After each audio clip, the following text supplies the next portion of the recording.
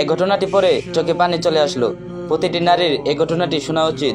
হযরত ফাতিমা রাদিয়াল্লাহু তাআলা আনহার ইন্তেকালের পর তার লাশের খাটিয়া বহন করার মানুষ মাত্র 3 জন, হযরত আলী রাদিয়াল্লাহু তাআলা আনহু এবং শিশু হাসান ও হুসেন রাদিয়াল্লাহু তাআলা আনহু। হযরত আলী ভাবছিলেন যে খাটিয়া বহন করার জন্য মানুষ আরও একজন প্রয়োজন, তবে 4 কোনায় 4 জনের কাঁধে নিতে পারবেন।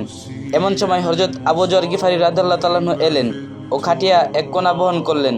হযরত আলী প্রশ্ন করলেন, আমি তো কাউকে জানাইনি, আপনি জানলেন কিভাবে? হযরত আবু যর গিফারি রাদিয়াল্লাহু তাআলা আনহু বলেন, আমি রাসূলুল্লাহ সাল্লাল্লাহু আলাইহি সাল্লামকে স্বপ্নে দেখেছি। তিনি বললেন, হে আবু যর, আমার ফাতিমার লাশ বহন করার লোকের অভাব, তুমি গিয়ে একটু ধরো। হযরত আবু যর গিফারি রাদিয়াল্লাহু তাআলা আনহু কবরের কাছে গিয়ে বললেন, হে কবর, আজ তোমার মধ্যে কে আসছে জানো? দোজাহানের বাদশাহের মেয়ে। খবরদার বেয়াদবি করিস না। কবর থেকে কোনো আওয়াজ নাই। হে কবর, তোমার মধ্যে আজকে কাকে রাখছি জানো?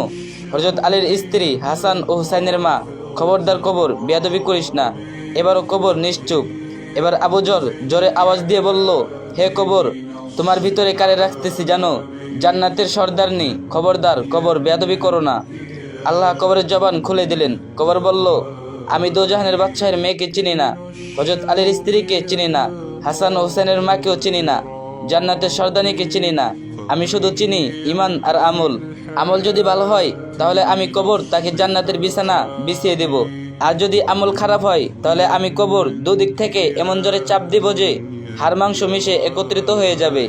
একটু চিন্তা করে দেখুন, যদি নবী সাল্লাল্লাহু আলাইহি সাল্লামের আদর মেয়ে, যাকে জান্নাতের সর্দারনি বলা হয়েছে, তার জন্য যদি কবর এমন হয়, তাহলে আমরা কিসের আশায়, কি চিন্তা করে আল্লাহর হুকুম থেকে এত গাফেল, ভুলে আছি।